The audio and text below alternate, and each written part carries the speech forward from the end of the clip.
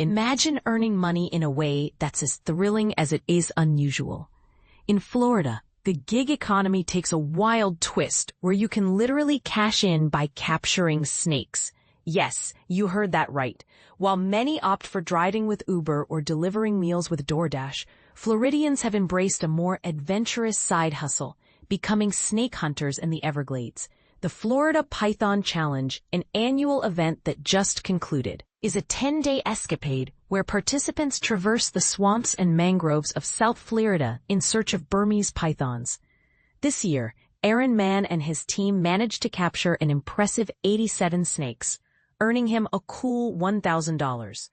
This initiative is part of the South Florida Water Management District's Python Elimination Program, which aims to reduce the numbers of these invasive reptiles that significantly threaten local ecosystems.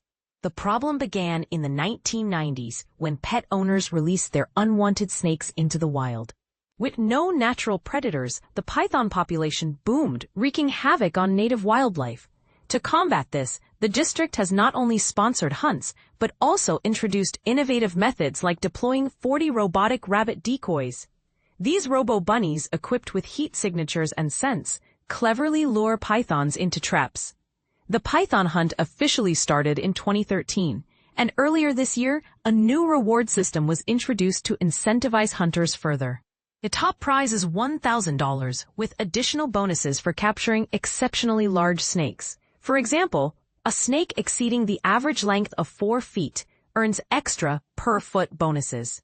The impact of these hunts is significant.